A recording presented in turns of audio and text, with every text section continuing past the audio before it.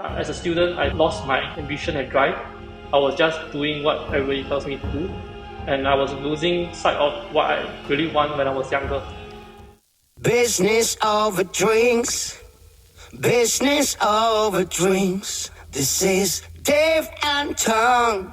This is business over drinks. Hey everybody, welcome to another episode of Business with Drinks. My name is Teng and I'm calling in from Singapore. Hey everyone, my name's Dave. I'm calling in from Australia. Dave, it's been a while, but I'm excited that we're back because we got a special guest. So we're jumping back into the podcast seats one more time just to have a good conversation with someone that I've been wanting to speak to for a while. Selfish reasons mostly, but I also just want to kind of find out how how successful entrepreneurs kind of work, what they're doing, and kind of how they become successful. To be honest, so we've got, and I'm gonna make sure that everyone hears this. We've got Strife Lim on the podcast. So Strife is one of the co-founders of Sterra. For those who aren't aware of what Sterra is actually one of the most interesting and really exciting consumer electronics brands that's kind of coming up and being really aggressive and growing really well in Singapore. So a little bit about Stripe. So Stripe and his co-founder Chris. In 2015, you and Chris actually, fresh out of school, kind of jumped into this and launched a e-commerce business, right? To kind of sell the Squatty Potty. So for those who don't know, the Squatty Potty is a really fascinating squat enabler for the toilet that actually puts people in a squat position when they go to the toilet. Got famous through Shark Tank, I think, in the West, but people kind of knew about Squatty Potty even before that.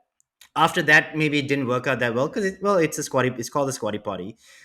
Chris and Strife then took their attention towards opening an online store selling T-shirts. So you guys actually made hundreds of thousands of dollars in revenue with that.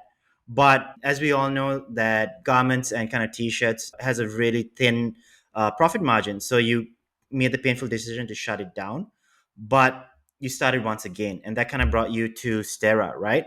So you've known Chris for many years, and you kind of like worked together to create your consumer electronic brand Sterra. So in just 2 years, Chris and Strife leading the way, Sterra has climbed to the top of Singapore as Singapore's number one air purifier brand, raking in 8-figure revenue. All right, Strife, that's really exciting. You're also an accomplished professional with an education background and a passion for technology and entrepreneurship. You have a bachelor's in engineering as well, which is kind of exciting, and you went to NUS. We're really excited to kind of find out, your transition from being an engineer, then to being an entrepreneur, and then now kind of like co-founding one of the fastest growing consumer electronic brands in Singapore. Welcome to the podcast, Strife. Welcome, Hi Strife. everyone, I'm Strife. Nice to be here to discuss this with you and to share some of my story. Yeah. Awesome. No, we're really excited. We're really excited to have you on board. As you can tell, it's been a while since I've done an introduction for someone, so a little bit, rusty on my side. Before we get into it, why don't we kind of like share what drinks we're having? Dave, you want to go first? Yeah, so I'm having Aussie red wine, Cab Sav. It's called Margaret River Steadfast. And it's all right. It's not bad. That's all I have to say about it. It's a bit Nice. bitter, but I like it. Oh, it's probably spoiled. Strife, what about yourself? What are you drinking? Usually I would like a cup of coffee, but now I'm drinking water because it's pretty late and I can't drink coffee so late. I can't sleep well. Yeah. Fair enough. Fair enough. I don't drink coffee past 2 o'clock. Same reason. I can't sleep that well. By 2 o'clock, it I'm means 2 a.m. drinking. I'm drinking. This is a vodka, lime and soda because it's very light because I'm actually not feeling that well. So not drinking something heavy. And yeah, so we're pretty much gonna kickstart everything now. Dave, do you want to take the first question? Yeah, so Strife, can you give us a quick rundown of Sterra and how it all came to be? Yeah, so at that time, I think I was working as a software engineer, and then Chris approached me with the idea of selling online the Watsons version, online version of Watsons, so selling health and beauty skincare products online. Back then, there was only RedMart that was like selling NTUC kind of products, and besides that, we were also on the site selling the toilet steps too, which is similar to Scotty Potty, which is also for health and wellness in general. So that's where we started initially. We were very very new to this entrepreneur thing. So if I think back, we really don't know what we were doing at the time. So we were spending a lot of time doing not very impactful work and trying to make things work. But then for the concept of the Watson's online version of Watson's, it needs a really huge budget. Thinking back, to do it well, like RedMart, we need investors, and we weren't ready for that kind of big business idea back then. And back then, online shopping was not very common as well, so everything was pretty new. So it was probably not a good time for us to try that on our first business venture. And for the steps, so it was selling okay, but it was not good enough in the sense that we were also spending a lot of time doing a lot of different things just to fulfill the products and things like that. So eventually, right, we stopped selling it because we couldn't sustain in terms of the profits and things like that. So we were losing quite a lot of money back then. Then so we started exploring other options, learning a lot of different business things online. There was, I think, Udemy last time that teach about how you can learn different skill sets, maybe in marketing, in business. So we came across this course that talks about selling t-shirts. So that's where we began testing out selling t-shirts. So the idea of this selling t-shirts actually was we don't really have our own store. So we were designing the t-shirts and then uploading the image online onto a marketplace website. So they were selling the t-shirt for us, but we get some kind of profit for every t-shirt we sell. So minimal, I think, operations, knowledge, and things like that was needed back then. So all we need to do was master Facebook ads to sell the t-shirt. So that's what we did. We tried a lot of different designs, and then finally we had a first breakthrough with some biker t-shirts, I think, and then it was selling to Europe as well. So Europe was, I think, an untapped market back then. We were selling in French, the t-shirts. We don't really know French, so we just sort of translate online, and then it took off, and then that's how we start selling t-shirts to having What kind six of figures designs did you do? revenue. I'm just interested because my first business was actually a t-shirt printing business, but we were really stupid. We didn't do online, or maybe it was the technology at the time, but we actually screen printed our designs. We got custom orders from businesses and things like that, but we created our own designs. So I'm really curious, like, what did you do? Were you the designer, and what was your brand, or what was your image?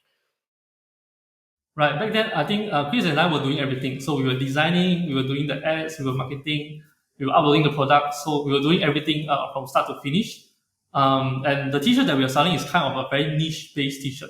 So back then, Facebook was very unique in the sense that they have close communities, and we can easily target them through the ad platform. So for example, people who like motorcycles, who like bikers. So we have t-shirts that usually people who like riding motorcycle likes.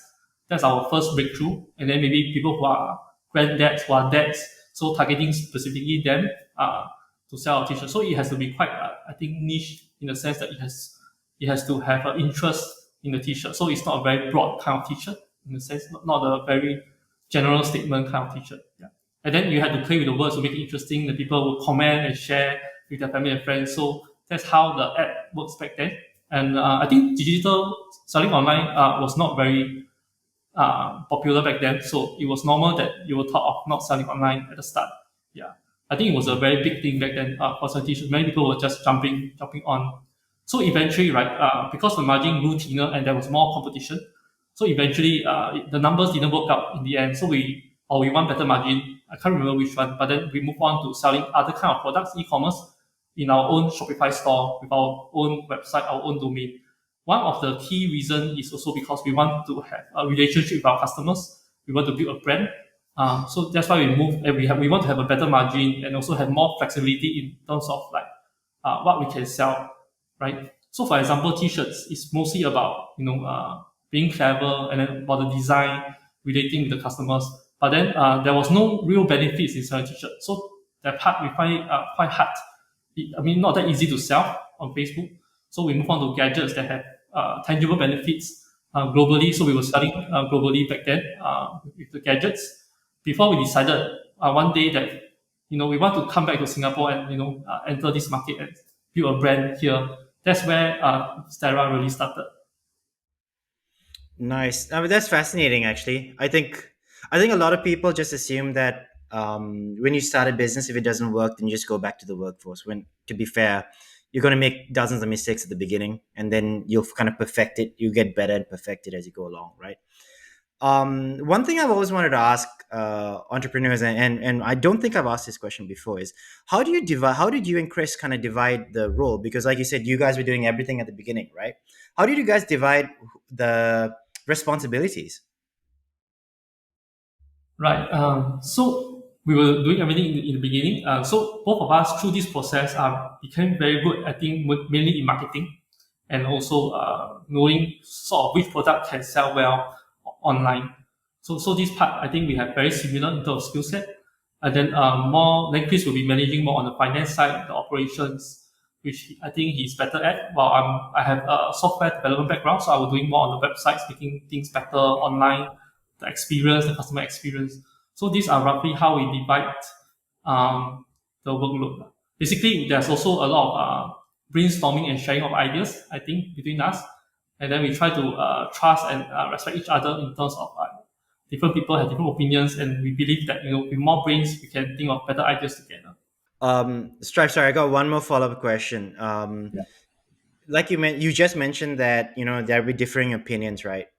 How do you kind of get past when, say, you've got an opinion, Chris has got opinion, but it's polar opposites? How do you guys get resolve that? Does one person have like veto power, or how does that work? I think it just sort of works out for us. So we don't really have a fixed process on how this is done. So I guess this is a very gray area. I think because we were also good friends from the start, so we were able to navigate past these kind of situations well, I would say. And usually when you do well, then things are doing better, right? I mean, it's easier when things are doing well so far. Yeah, Yeah. that's true. I mean, when Dave and I disagree about something, when we just fight, we don't talk for like a month. We just We get back threaten to each doing the other's podcast family later. members because we know each other's addresses. That's We know each member of our family. But seriously, though, I think what you found is pretty rare. I'm listening to the Elon Musk biography at the moment, and when he started his business with his brother, they would literally wrestle on the floor, and the whole team would just be around, just feeling really awkward. And I think his brother's bit where his brother actually took a chunk out of his hand, just bit it off. And with my previous business, one or two business partners, the way we mitigated a lot of disagreements was consultants. So we had a third party kind of come in and be the objective listener and kind of steer us towards certain directions. But yeah, so I think you found a really good partnership. It sounds, yeah, I'm glad you guys haven't killed each other. Yeah, I think so. I think I was lucky in the sense that we also have kind of a similar way of looking at life. In the sense, we Yeah. always want to grow and improve and really maximize our life. And we are really interested in playing this business game as well, and also making change in the world. So with the same kind of direction and purpose, I guess that helps a lot as well. So both of us know that all we want to do was try to help the company grow better. So with that knowledge and the idea, then it's easier to compromise and help each other. Yeah.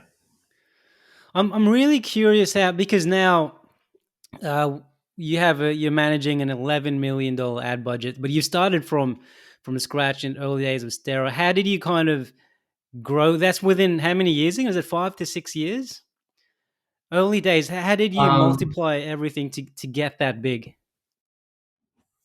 Yeah, so it was I think 2+ years, 3 years Only for 3 years. Sterra. Wow. Okay. Yeah, so at the start, right, we don't really allocate budget in terms of the ad budget. I think over time it just progressed to 11 million per year, but we were just looking at it increasing or reducing on a day-to-day basis depending on the ad performance. So basically, every ad dollar that we spend should help us get back more revenue than our costs in terms of the marketing and also our operations, things like that, or the cost of goods. Yeah. So we do have kind of budget. Really, is just to minimize losses. So, for example, we try to make sure we don't lose too much this month because we have a budget to work with due to our global brands that we did well last time. So when we started, right, we do have a small budget to work with, but then we make sure we every month we don't lose too much in ads in terms of ad performance, and then we try many different things with minimum budget or which are cost effective at the start.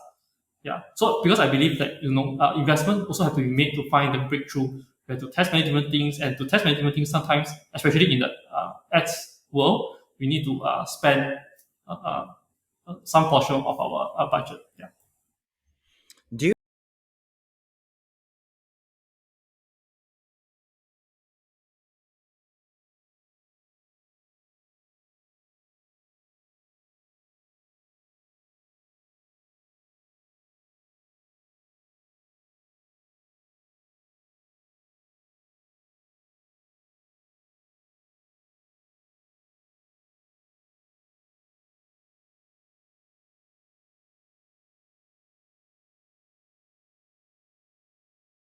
Way for expansion growth and also the cost of goods and also other factors that is not accounted for. So we try to keep this number about increasing our revenue, or we can even improve it. That will be even better. Usually, that will not be an easy thing to do to suddenly improve yeah. the return on that spend. Yeah.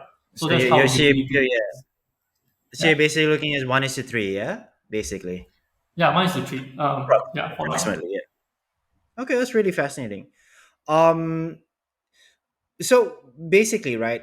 Are you? Do you all have a preference for platform or anything that you guys are using, or is it everything you just keep on pumping money, whatever's doing better, you increase the spend there, or is there a preference? Do you guys have? Are you seeing a trend towards different platforms now? I think if we have a preference, it will be leaning towards Meta, so Facebook, Instagram, because that's where we begin, and I believe they have the largest. They still has the largest reach in terms of interruption kind of marketing. So what we are really good at is interrupting people's feed and then showing them ads, right?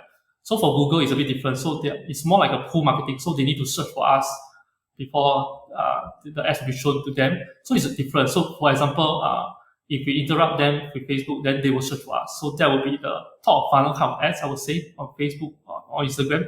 So the preference will be Meta kind of ads. But we do understand that many different people are consuming different forms of social media. So we want to reach as many people as possible. So usually, after we start doing decent on Meta, we will move to other platforms like Google, TikTok, YouTube, even, which is even harder, I think, in terms of doing ads on YouTube. Yeah.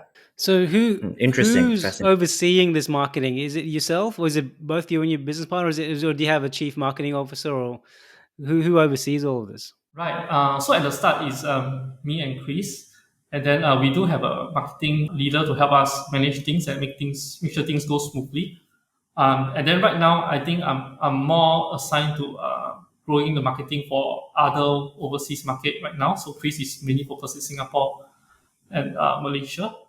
So that's how I mean, it's always changing, but our core strength, I would say, is marketing. So we will always be doing something in that area or making sure that things are going well. Yeah. And with online, right? Is there how agile is it? Do you spend months planning and strategizing, or is it mainly like from day one? Let's create this ad, let's test it, let's see how it works, and then adjust according to the data.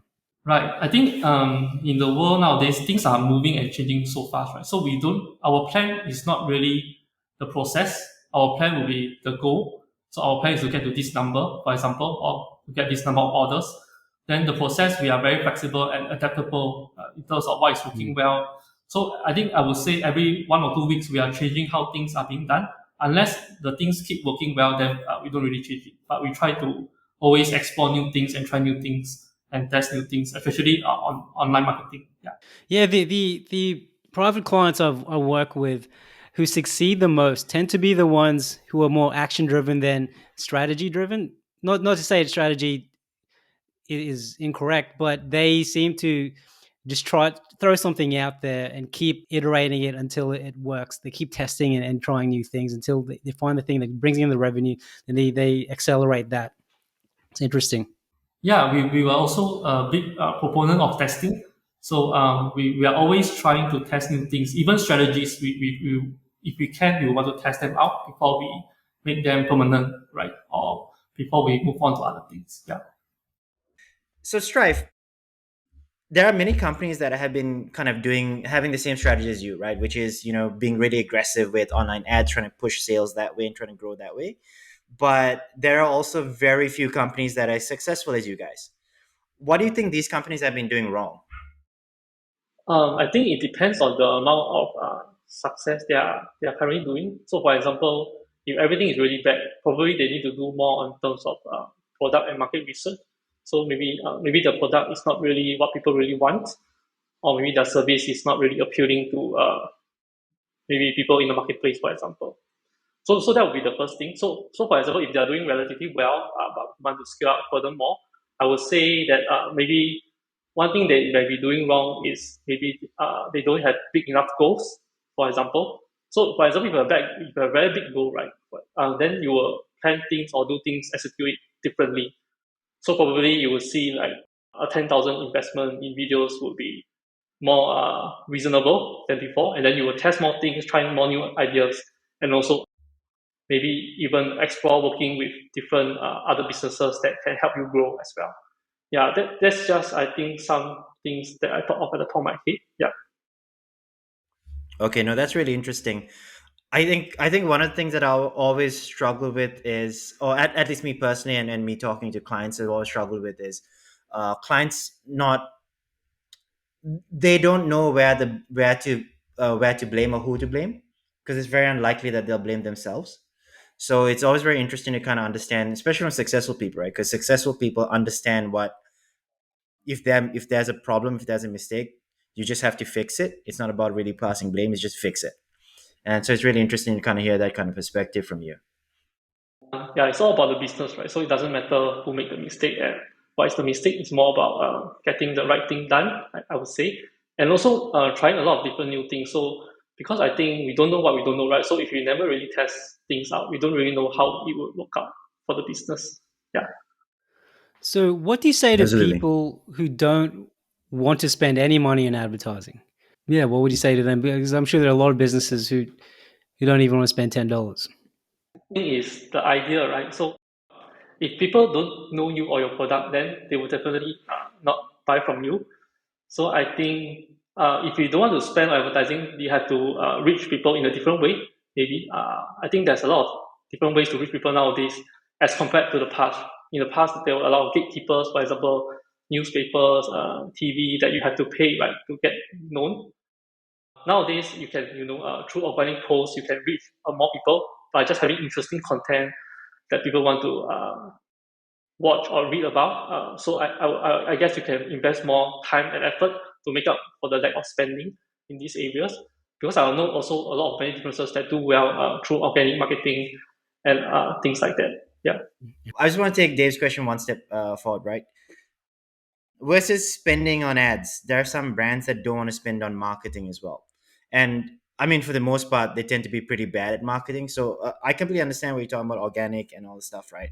But how do you kind of deal, or how do you, what would you say to brands that, for example, think that marketing is either not necessary or kind of an inconvenience to a business?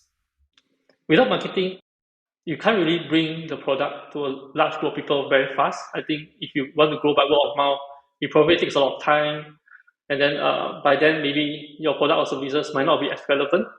So speed is a factor of success as well, right? So we have to be at the right time, and then we have to quickly reach a lot of people so that the opportunity at that time is not lost. For example, maybe new products or new services which are better, which are already there. If you are too slow, right? So maybe that is one way that we can get people to think about speed. I think speed is important in business, and advertising helps in that aspect. Yeah. For e-commerce, right? You with such a big budget and having a bit of experience with ads, can you give us or our audiences any tips on what type of ads work? What kind of ads bring in the revenue? Let's say Facebook ads or Instagram Reels ads. What kind of elements of those ads have worked the most successfully for you? I think a good ad basically covers two main areas. So one area is to make sure that it entertains or educate the consumer. So that Facebook really likes your content or your ad in general, so that it can reach more people at a lower cost. So that's one aspect of it. So the other aspect of it is don't forget that you are also selling a product, for example. So it's about it's about it's like art and science, right? So you need to the art part is having entertainment and creative content that people want to watch. And then the science part is how to sell the product while doing that at the same time. So we need to strike a good balance between these two, and then that will probably make a good ad. So I see many people, the error that they do is that maybe they entertain too much, they educate too much, but they don't sell, or they sell too much, but they don't try to make it entertaining or engaging in terms of the ad. So we need to have these both elements working well together. I think that will make a very good ad. Okay, so basically what you're suggesting is, what you're saying is that you kind of need to balance everything, right? You got to sell, you got to educate, you got to kind of like also make it entertaining to some extent because people aren't going to watch something that they don't care about. Yeah. No, that's really interesting. So we actually discussed this before, and I've kind of got a little bit of follow up on that, right? Do you first of all, can I ask, do you guys use do you guys plan to use any sort of sex appeal in your advertising at all? I don't think that's a strong consideration. We do try to get people's attention, especially in a video, the first 3 seconds or the first 5 seconds. But overall, in the course of video, I think our focus is mainly on educating people about the benefits of our product. And then if we can do it in the entertaining way, that would be like better, right? So we try to hit all these different points.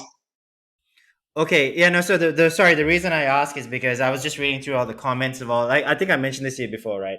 I was going through all the comments of your ads and videos on, I think, TikTok as a platform, and there's some comments from some guys there. But I think I also mentioned that it was really interesting because it was kind of helping really push the reach of your ad really quickly, really fast. They were tagging people on your posts.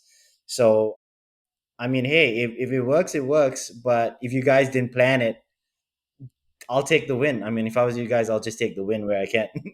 Look more into it and maybe see how it affects people and how it affects the performance, definitely. Yeah. Yeah, But Strife. If you overall, change our your, idea if you is, change yeah. your advertising, if you change your advertising philosophy, and suddenly next thing you know, it's all just sex appeal, we want to cut. That's what I'm saying. Yeah, we want to cut. So, But I know our product maybe is not that suitable actually. Yeah, but yeah, we can explore that. yeah, next week we'll just only see like a huge 180 on their ads. But just getting a bit technical on ads, right? Because I'm sure audiences will be pretty interested in this. I'm guessing video ads perform much better than image-based ads. In general, I think video ads work better if, for example, the viewer doesn't know much about the product or what the product can do for them. But if they already know or if they're already quite interested, for example, you already reach a large amount of people with video ads, or there are other businesses that are already selling the same thing, like maybe photo ads will be more straightforward and to the point, and also they usually cost lower on Facebook. So it's like a numbers game in terms of marketing. So if the numbers work out well, then it will perform well. So it depends on the product and then the market awareness as well. So all this plays into consideration, I think. What's your opinion on influencer marketing, Strife? Is that something that you guys have done or want to consider doing? It's a great way to get people be more interested in your product and services and trust you a bit more. So we were actually doing more influencer marketing, I think, at the start because not many people know about our brand or trust us. So influencer, I think, helps in that aspect, especially celebrities. They will help build trust with your brand, and then make people know more about your brand, and then will pay more attention to your ads in general.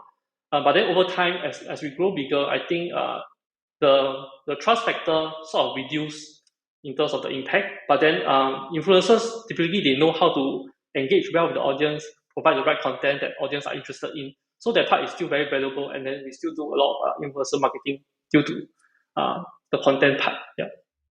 With influencer marketing, you can't just reach out to one or two influencers, right? Is it like you have to reach out to hundreds to thousands of them and get them all promoting you at the same time, or does it work with just one or two big influencers?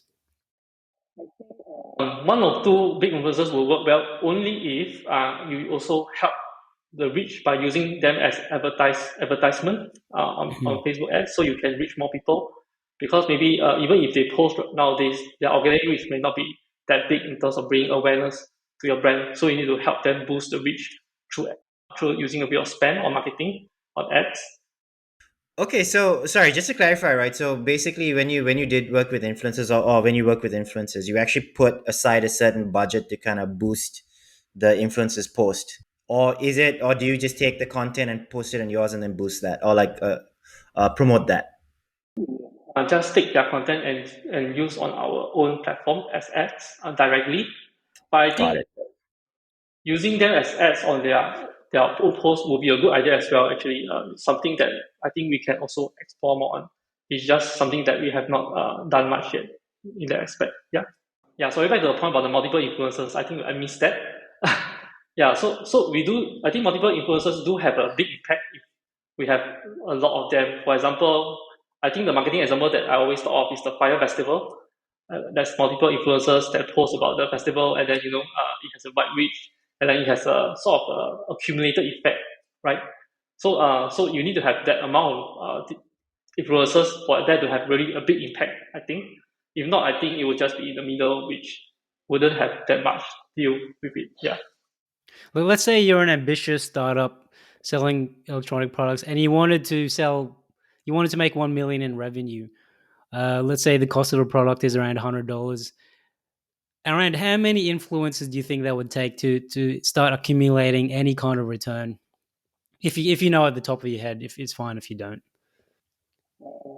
Getting I pretty don't really technical. know at the moment. I think Yeah, influencer games change really fast. Yeah, yeah, the reach that they have because due to the different platforms, right? Yeah. yeah. Because one of What the would previous guests, Matt Stallone of Protein Supplies Australia, one of his biggest money makers is influencer marketing. I forgot how many he engaged with directly, but he showed me the figures once, and just one influencer would bring in considerable cash. So it can work, but I think it depends. He's telling me it depends on the influencer. Some of them don't give much, and he was always surprised by which influencers got them the most sales. Strife, if you were starting all over again, right? So right now, so basically, say you took a break and said, okay, I'm going to start something in the next month. Like, what is the first thing you'd put your money into? So you've got the product, everything in terms of advertising, in terms of your growth, in terms of marketing. What would you put money into first? Money into making maybe 10 videos for my product or services, and then running them as ads on Meta on Facebook or Instagram, just to test the market demand and then how far we are from reaching profitability, I guess. Because I think with profitability, then we can easily scale, right? We can experiment things, we can try different platforms. So I Hmm. think the key is really to find the point of profitability, I think. And then the best way to do it, I think, is just through Meta with video ads now. Yeah. Interesting. So you kind of put the initial investment into the business into Meta. First of all, video creation, and then Meta. Yeah. Interesting. That's what I would do. But yeah. Nice. No, no, it's super important to kind of understand where the starting point is, because a lot of people don't actually know what that is, or they're inundated with options, so they kind of drown in that. So it's good to kind of know where you would go because Yeah, you've done it if you before. do Google search, what should I spend my marketing in? Like every site would recommend different things, different strategies. You can get very lost, and it could be very expensive as well. I'll also say that I think my way is a bit more scalable and more predictable. So, for example, if you run 10 different videos and then one or two videos perform really well, then you can really stack and then learn from it and then make better videos over time. Right? So, it's very predictable, and then you can spend, for example, $2 to get back $5. I think it's just a more stable way, I would say, to grow the business instead of having to find the next influencer or having to post another post hoping that you will go viral again. These are, I think, less predictable way to grow the business. Yeah, that's interesting. And how about SEO? Has that played a big factor in your marketing, or has it mainly been paid advertising with a sprinkle of organic? We paid advertising, and Yeah, because of paid advertising, we actually improve our SEO naturally because due to the number of ads or number of people visit our website. I think SEO is right now not our priority, and it's just an afterthought. I think it just happens naturally right now. yeah, that's really interesting. And I had a conversation with someone from Facebook, actually in Singapore, and he was saying when you make money on ads and you want to increase it, let's say you want to double your ad spend, you actually don't double your revenue. It's like you he said you should always just increase by 30%, because it's not directly proportional to the amount of money you put in. So let's say you're getting 1 to 2 now. If you double your ad spend, it doesn't mean you'll double your income. Is that correct in your experience? I think doubling your ad spend is just reaching more people. So, but maybe reaching people that are less interested in the product, because Facebook is now very smart. So they will usually serve your ad to people who are more interested first. So unless your ad is really good, it has a broad appeal, you can convert a lot of people into your customers, then you could really scale them out. So it depends on a lot of factors. That's really interesting. We're conscious of your time, Stripe, so we don't want to take it to we don't want to take too much of your time on this. But maybe what I want to kind of get a good sense is, because when we speak to entrepreneurs and we try to understand their thought process and how they build a business, they also try to understand, if you could go back 5-6 years, maybe 7-8 years, right? What do you kind of wish you'd known at that time, and like versus like what you know now? Because I think I can speak for myself, maybe not for Chris, that I really don't know much looking back at business back then. So I probably would want to know everything that I know now compared to back then. But one thing that will be better is maybe I can execute faster so that I can learn faster, grow faster, and probably it's good to have a mentor to learn from that is working in the space that you are working in. So we were just testing things blindly, and that cost us a lot of time, money, and effort to finally find something that works well for us. Yeah, so I guess it's just more speed and more intensity in what we do, and also feel more confident and more in doing more things, instead of like sometimes maybe you feel low and then feel not sure whether you are in the right direction. Yeah. No, so I 100% agree, Strife. So when I started my business, one of the things that I really wish I'd known then was that I should have been making mistakes faster. I should have been learning from these mistakes a lot faster, because I think I was so afraid of messing up, basically. So I just never kind of took the leap and took the risk. Sorry, Dave, I didn't mean to cut you off. What are you saying? It was just about a similar thing to what you were saying. I was just about to ask, like, by executing more, do you mean faster? Is it just trying things faster, making decisions faster, and just learning from the mistakes, which I think Tone was implying as well? Trying things faster, but also maybe spend more time also on research. So making sure that things work, has a high chance of working before testing them.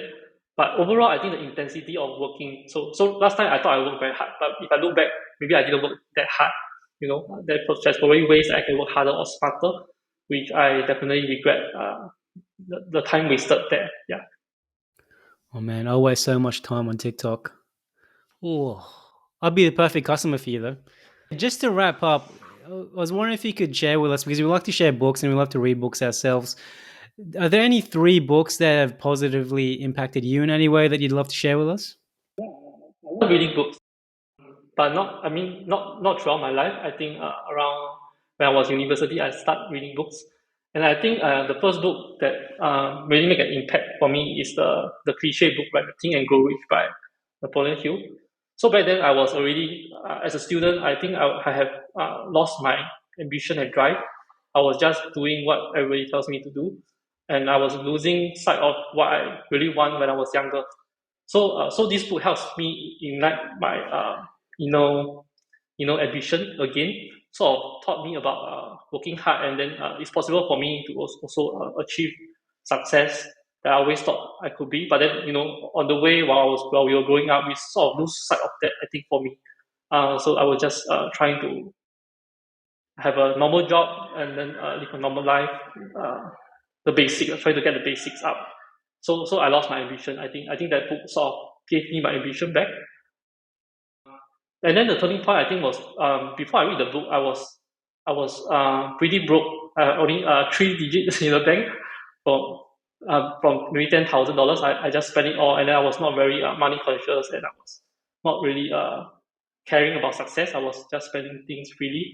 So that moment brought me this book, and then this book sort of changed the way that I think about things. Yeah. So that's the first book, and then the next book will be the 10x Rule by Grant Cardone. I'm not sure if you know him. Yep. Yeah. So usually I'm open to new ideas, so I usually consume content from all from all kinds of well-known entrepreneurs. So this book teach me, I think, in terms of thinking big and then do things fast with intensity, which I think helps me a lot in all areas of business. So whenever I do something, I try to do more than what I thought normally others would do, and then with more intensity. I think so that I can learn faster. So that's another book that I think helped me. And then lastly, is the 5 a.m. Club by Robin Sharma. So even though right now I don't follow him in terms of waking up so early 5 a.m., but I think this book helps me establish a routine that I try to be consistent, so that I can be consistent and motivated to start the day. And then with this success routine, I think it helps me to be more focused and also feel better and confident overall throughout the day. Yeah, that's the three books that I would recommend. There's a lot of books that I like. I also like to read a lot of entrepreneurial books, like Steve Jobs, Elon Musk, all that. But those three books are, I would say, bigger impact on me. The rest are entertaining to me, and also learning. Yeah. Yeah, I haven't heard of the 5 a.m. Club. I'll have to add that to the list. The other two I've heard of, and I love what you say about thinking big, because at the moment I'm listening to Elon Musk's biography, and he always, as you probably know, everything he thinks of is on a mass, like, interplanetary scale. So it's yeah, it helps you accomplish much more, surely. Amazing too. Yeah. Imagine running so Yeah. many companies. Yeah. So I don't have any excuse that I don't have time. Yeah, And he even had kids. and he's on social media all the time. He has too. a lot. He's got 11 kids. He's got 11 He has kids. 11. Yeah. Yeah. Oh, Yeah. jeez. Elon Musk has a problem. Elon Musk has a problem. To him, whenever I think that I'm too busy or no time, Yeah. that he's probably more busy, and then probably there's things that I need to do differently to make myself better. Yeah. I don't even have one kid yet, man. I need to start pumping out the fact, like, mass producing myself. I need to compete with Elon. Anyway, Strife, thank you so much. I mean, this is really, really, really enlightening. I think some of the things that you shared, and the fact that you're able to go down in the weeds a little bit, kind of break down, something as simple as what's an acceptable ROI, like what's your ROAS that you're looking for in all your ads and everything. Yeah. Most people actually don't like feel comfortable sharing that type of thing. So I think it was really cool that we're getting that from you. Yeah. Where can people go to find out more about Sterra? Obviously, just Google search it, right? Any place they can go to follow Just you, ask find out and more then, about your work. I'm not very active in terms of my own just personal stuff. So maybe you can search more about Sterra. Sterra.sg will be the website for our business. Yeah. Excellent. Nice. Okay. Very cool. Very cool. Dave, do you want to take us out, man? Yeah, so thanks everyone for tuning in. Thank you so much, Strife. I learned a lot from this, and I'm sure our audience will learn a lot from this. Thank you for your time, and thanks everyone for tuning in. Don't forget to like, subscribe, sign up to a mailing list, all that stuff to help support our show and help us bringing in more good guests like Strife. Thanks, everyone.